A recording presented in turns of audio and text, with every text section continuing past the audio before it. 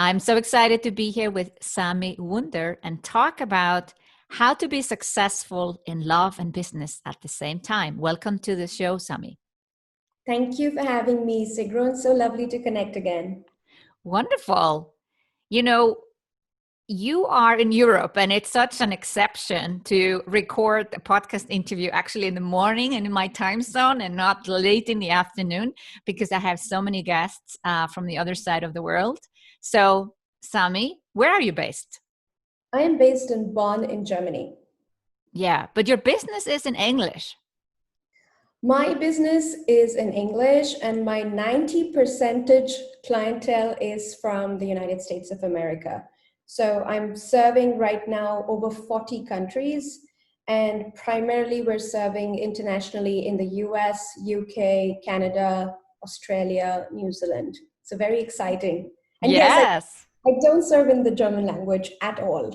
Oh, I think it's great to find someone else who is in a German speaking area and working in English. So I have found a new friend.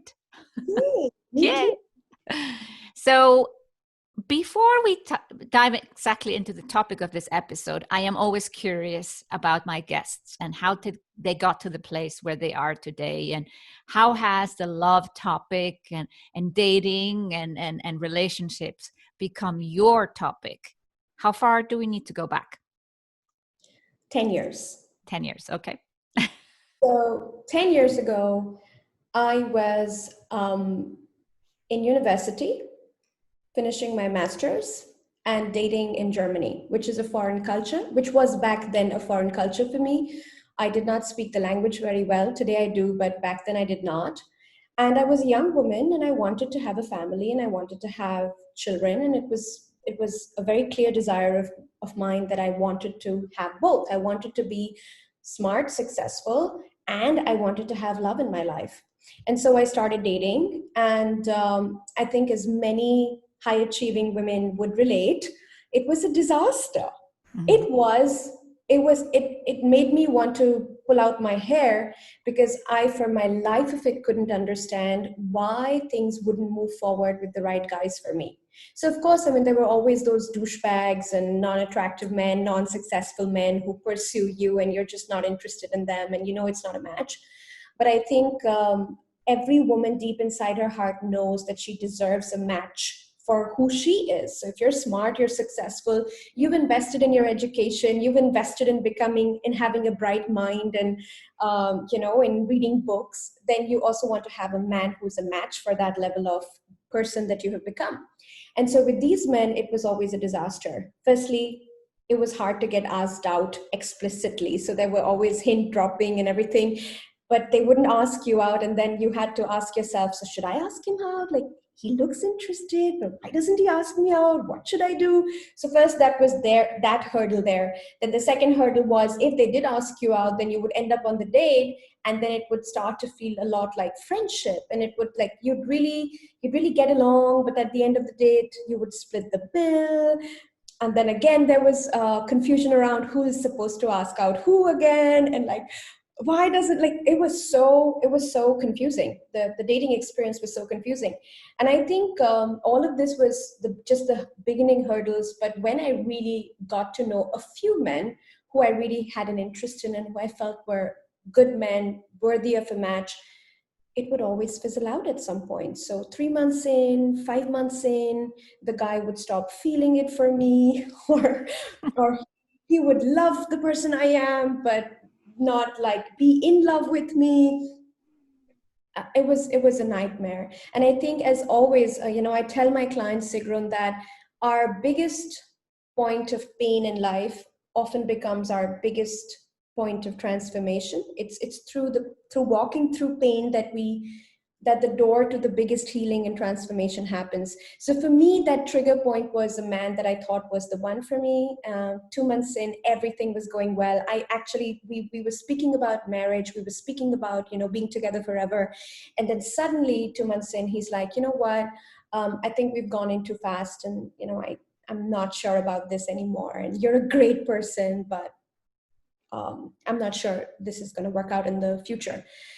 And I remember sitting there in my apartment in Berlin with my tissue box at 2 a.m., eating ice cream, and just crying it out, but also deciding at that point that it's never going to happen to me again, ever.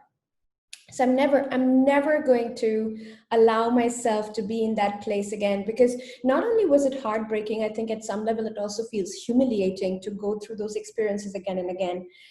And then because I've always been a good student, whatever I decide to put my mind into and really master, I believe I do master. And so I decided that I had to understand what was going on that was making it so hard for a reasonably intelligent, good looking, sensitive, nice woman.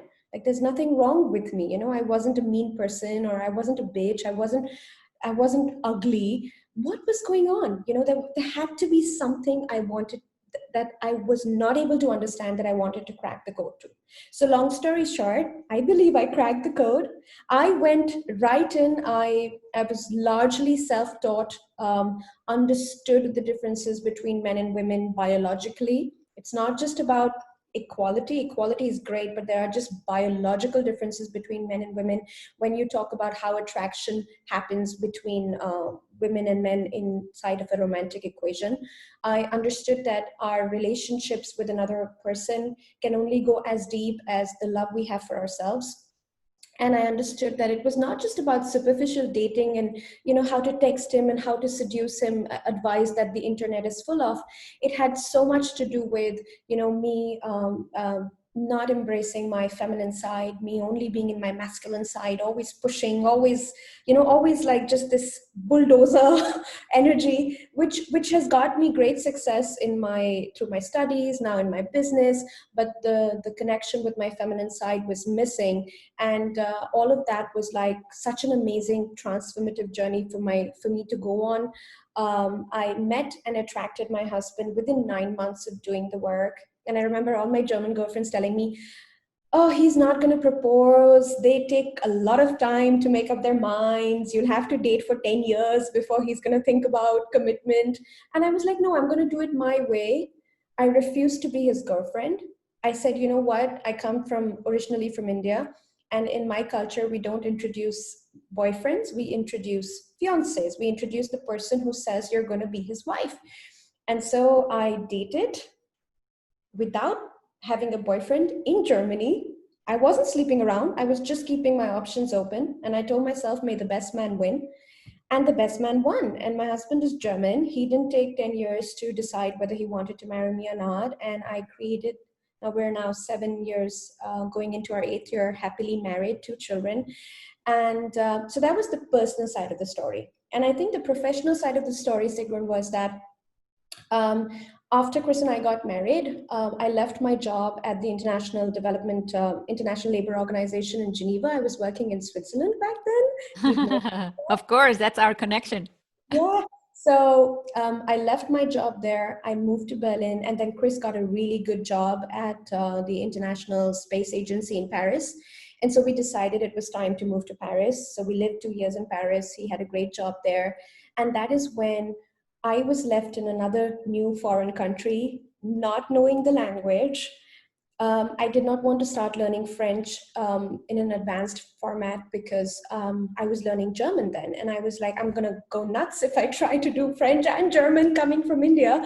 And I would rather just master German and get good at German because my in-laws are German. And I started to see Germany as home. It was my second home now. And so I was like, what am I going to do now? What am I going to do? Am I good? And there was this initial, phase where I was so relieved and so happy to just be home. But after those initial 5-6 weeks, it started to get really hard to just sit and wait for Chris to come back home and then eat dinner together and not have anything to do but to like watch the Eiffel Tower and go to the Louvre. I was like, no, I have too much brains. I have too much of a skill. I cannot let this, just sit there and let it go. And so I think the two things came together. I asked myself, what are you really good at? What have you mastered? And what do you see people struggling with? So I wasn't the only woman. This is now when things started to really come together. I wasn't the only woman in my cohort struggling with men. All my girlfriends were. They were all either not in relationships or in miserable relationships. And we were all each other's advisors, and we all gave each other really horrible advice before I started to do this work on myself. And then I realized I had started to become sort of the leader of the pack, and really told them, I wouldn't call him, I would just relax, he will call if he's interested. I started to tell them these things, and it started to work for them. And then I was like, you know what, you're surrounded by women who have PhDs, who are smart, who are doctors, who are attorneys, and these women are having a really hard time in their love lives. And you have found something there. You have landed upon some secrets that have really shifted your entire love and dating experience. What if you actually started advising people on this? And what if you charged for it? So that's how the Sami Wunder business was born. It was actually born in 2016, Sigrun. So we started with our first year. It was the first 6-figure year.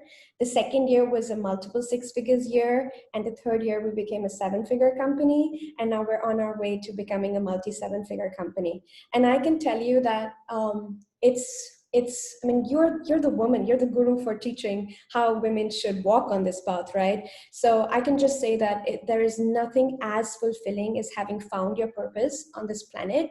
And I think you would know it, that there is no way someone can build such a successful company and attract so much abundance unless they were helping their clients really get results. And I think that is the foundation of all we do at Sami Wunder, which is we are really result oriented. We're not just about love yourself and have boundaries. I think that's amazing, but we're here to help women get really targeted results in their love lives, like move from dating to relationship to the ring to the happy marriage. I mean, you can see some women behind me. These are my clients, and I get invited to weddings all the time. And right now we're at 192 client engagements. So I've helped 192 women find their happily ever after in the last 4.5 years. So Oh, that's it's beautiful. I love it's that story and the whole background, your why and how it all happened. It's so organic in a way, but also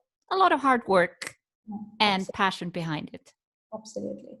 I remember when you talk about hard work, because I think a lot of people see success and then just think, oh, she wouldn't know what it means to start a business and to not have any money, or to not, to not have your family support you. So I think I would just like to add a little bit that as a student back then, I had like 10 or 12,000 euros savings in my bank account, and I invested 8,000 euros straight up to get my coaching certification. Because it's one thing to have your process and to know you've hit upon a secret, but it's another thing, at least in my opinion, and that's why I really believe that training and coaching counts. I think it's another thing to be able to coach people. It's another thing to be able, it's another level of skill to be able to listen to someone, to be able to understand what they need. And so I went through formal training and education, and I put my entire, like, 8,000 euros of my savings straight up, and I bet on myself. So I did not have more money than that. Yeah, that was all that I had. And to spend like what, 70%, 80% of all your savings at that age on learning how to be a coach. So I do know what it feels like to have nothing and to start from nothing and to build that. And then I think at a second level, what I can say is that when my company started really taking off and we had our first 6-figure year, I was pregnant. And then my baby came into the world. And so there were some times, I still remember, I don't do it anymore. I can't do it anymore. I don't want to do it anymore. But back then, I was breastfeeding at night. And then I would pick up my phone and I would help a client. Yeah. I don't know if I'm proud of it today. Today I take much better care of myself. But back then, I was like, you know what, I'm awake anyway. might as well help someone, right? So that was the level of desire to support people and to build, a company that is actually making a difference in the world. So yes, Yeah. it is not an overnight magic. It's taken hard work to get here. Thankfully now, with my second baby, who's just like 2 months old right now, really small, I'm still breastfeeding. Thanks to my work, I get to now afford a night nanny. Not every day, but as often as she can come. She's quite a diva herself. But as often she can come, I really respect the rest my body needs. I don't have to push so hard anymore. But it's taken work and it's taken time to get here. Absolutely. And I do think that's something that people need to remember as they're in their first or second year of business. Yeah. That's not the time to relax. You can relax later on, but everyone will have to go to those initial years with a little bit more hard work. Absolutely. So this whole thing about, just chill and relax and I think it Just be somebody and magic will happen. No, you actually have to do something for it. you have to work for it. And it doesn't mean you have to kill yourself for it. So that's why I'm saying I'm not very proud of the fact that I was doing breastfeeding and, picking up my phone at the same time.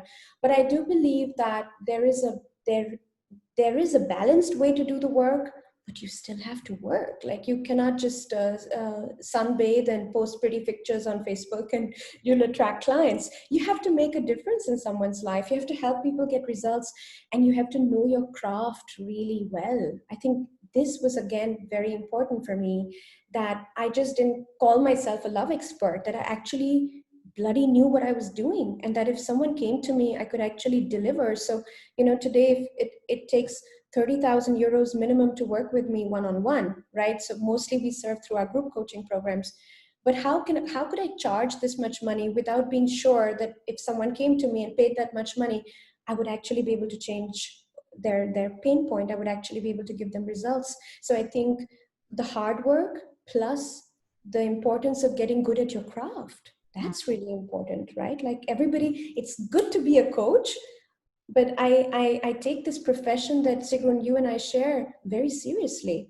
It has a lot of responsibility behind it, right? So before we call ourselves a coach, we better be bloody sure that we can help someone and we can really deliver on the promises we are making to people. I think that is very important, especially in this world of online coaching, where I think integrity and credibility becomes extremely important, with just so many people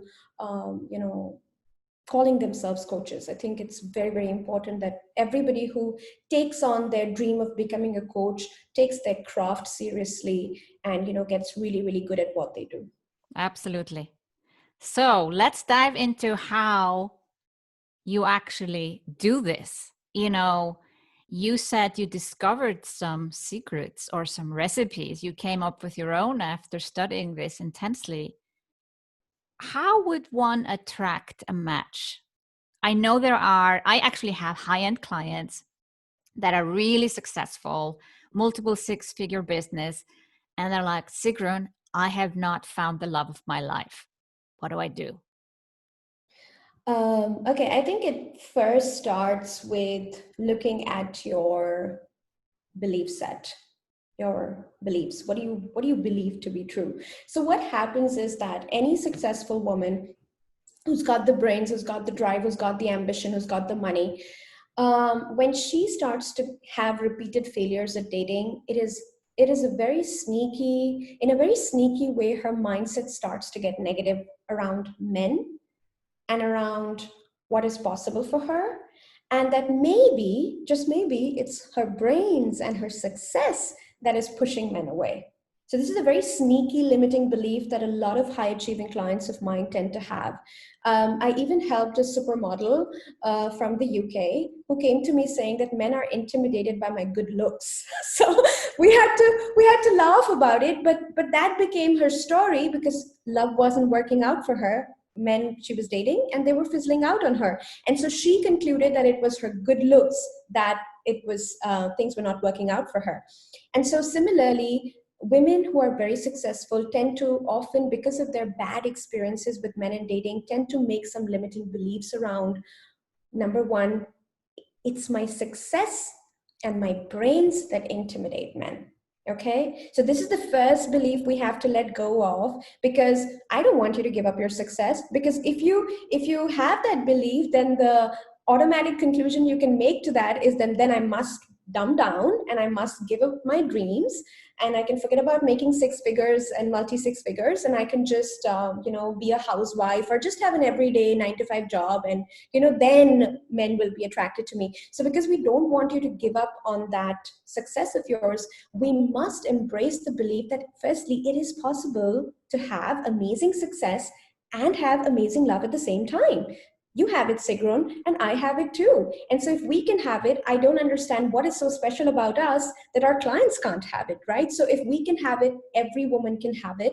And I think it's very important that we first start schooling ourselves, telling ourselves that it is possible for me to be darn successful and have an amazing man in my life. So that is number one. Number two is, are men really intimidated by your success? I don't think so. I don't think so.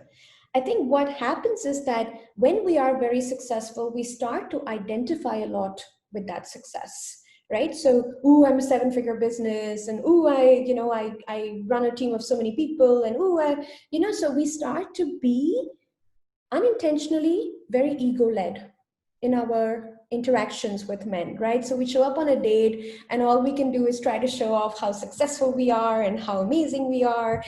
And I think men don't get intimidated by that success. They actually don't connect with that success.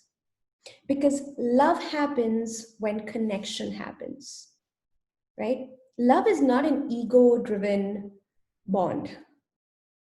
If you're with the right man in front of you, honestly, he doesn't give two hoots about what you make and what you earn, because as a masculine energy man, he's able to do that for himself. He's financially stable. He can get whatever he wants. What he's truly searching for is connection, heart to heart, right? And for us to be able to have that heart to heart with a man, we need to drop the ego. We need to stop identifying ourselves so much with what we have achieved and really start showing up as the woman that we are, as that girl that giggles when she sees that funny YouTube video, or that woman who just loses control after 2 glasses of wine and has to hold her stomach to laugh, right? That is where connection happens. Vulnerability is where connection happens, right? And so men are not intimidated by our brains and our success. Men don't care about our brains and success. Healthy men, they're indifferent to it, because connection, it's not where connection happens, right? So you can be very, very successful, but if you know how to show up on a date and not identify so much with what you have achieved, but show up more as the person that you are, as the woman that you are, and be able to connect as the human that you are with another human, yeah, vulnerability, that is where connection happens. And that is where you see that a lot of women who have a lot of success, but they are able to put it aside and they don't lead with that success. It's not like you have to dumb down or become less smart or give up what you do. I think it's about not leading with it. And it's also not about not being proud of it, because my husband is very proud of my success. I'm sure yours is too, right? But they don't love us for it. So this means tomorrow, if I didn't have my successful 7-figure company, my husband will stop loving me. No, he did not love me for it in the first place, right? So I think it's really about just understanding that you can have both, that men and women, that men are not intimidated by your success. And number two, which I think beautifully builds into number two, is the vulnerability and the connection point, which is very deeply ingrained in our feminine energy. So when we are high achieving women, this was my story all along. I was the pusher, the doer, the action taker, and I still am. I mean, I haven't left it. I haven't put it to the side. And I think our empowered masculine energy is a huge part of who we are and why we are so successful. And it's because we can do things and we are driven, and that's a great energy to have. But bringing that energy to your love life, bringing that energy to your man, is not necessarily your best friend in your romantic interactions. Why? Because a man doesn't want to come home and hang out with a man. Right? He's hung out with his colleagues the whole day. He's been in his head the whole day. You've also been in your head the whole day. You've also, planned, organized, done things, made things happen the whole day.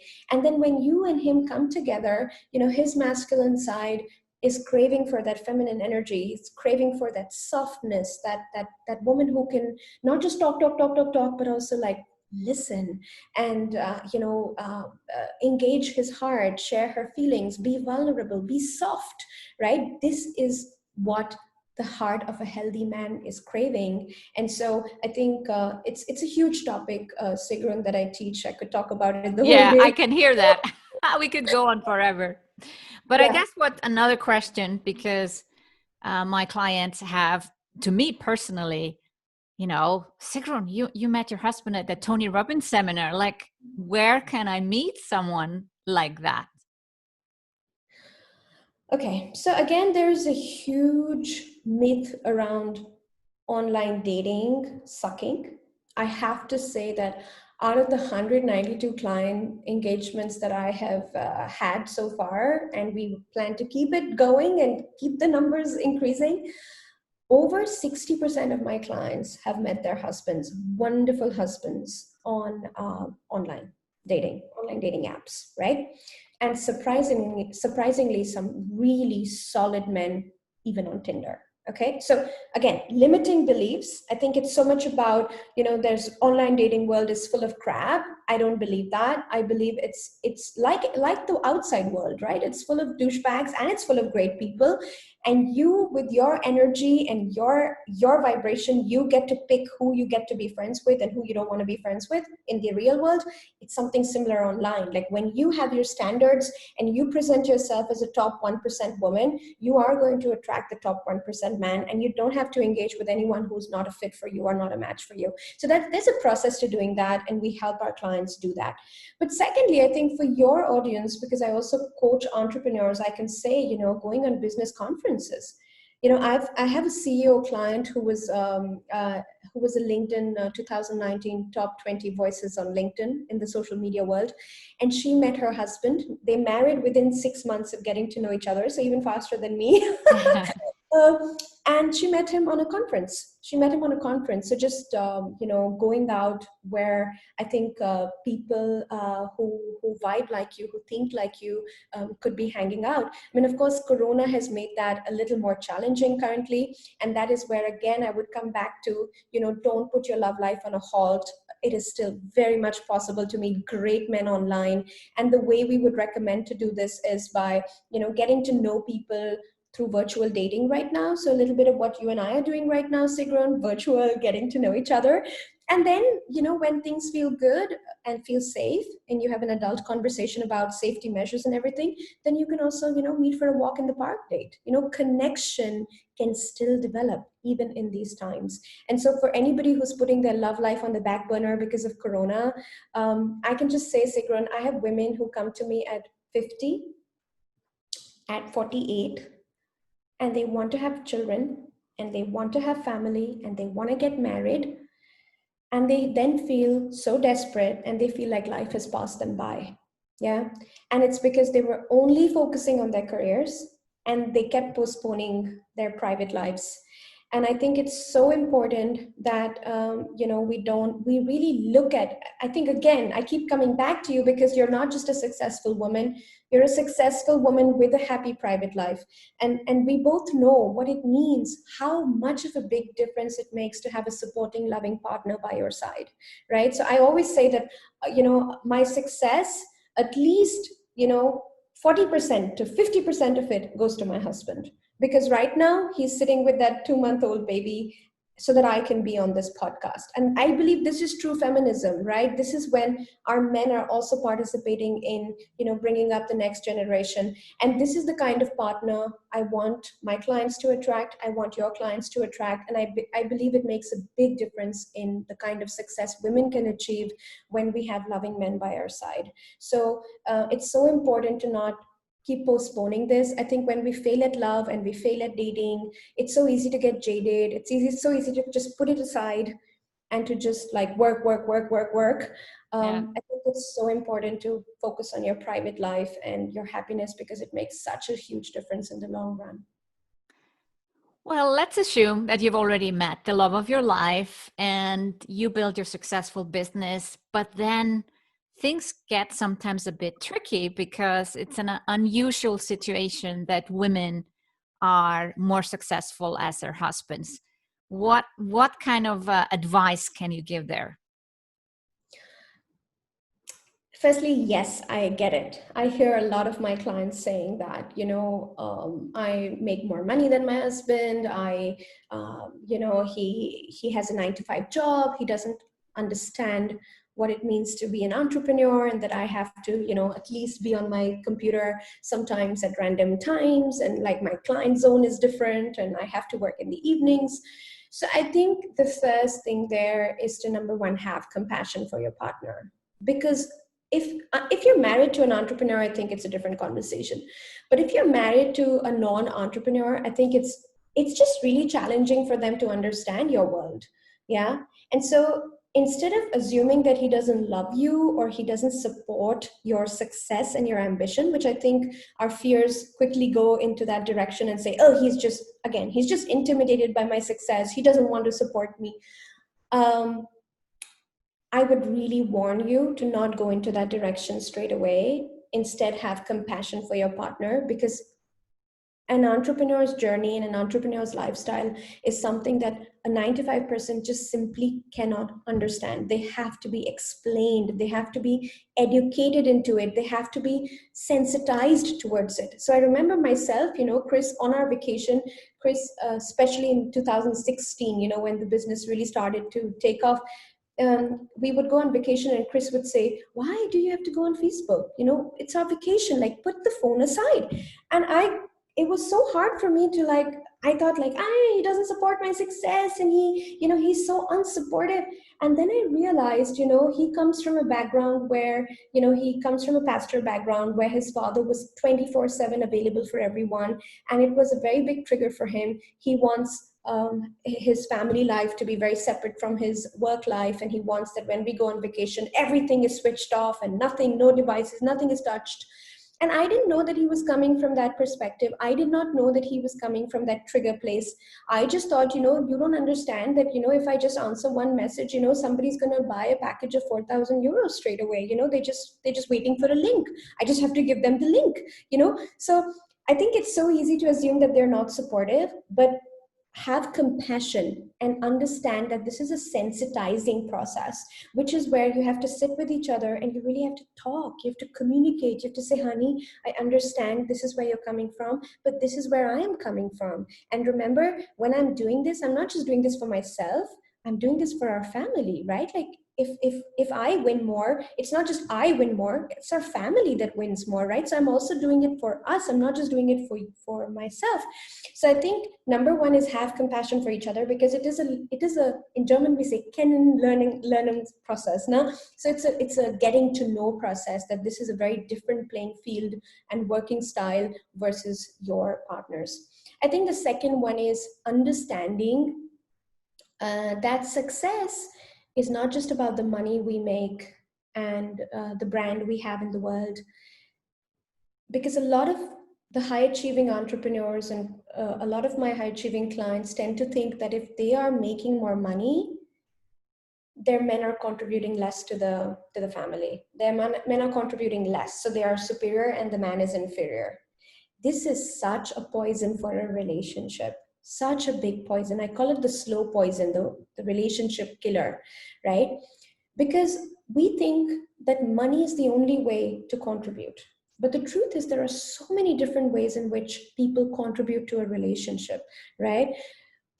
Your man can contribute by looking after the children while you're working, right? Your man can still contribute to, how he takes care. So, when Chris and I built our home, we said it's our dream home, and now we realize we want another dream home. But that's not story. For that time where we built our dream home, and he took over. I maybe pitched in a little bit more money to the process, but he took over all the burdens of, managing, delegating, managing the workers. That's so much masculine energy. So at the end of it, and he was so stressed in the entire process. I could see it was such a big project for us, like it's a really big house that we built for our capacity back then. And he was so stressed and so bogged down, and he did everything: project management, financing management, credit management, everything.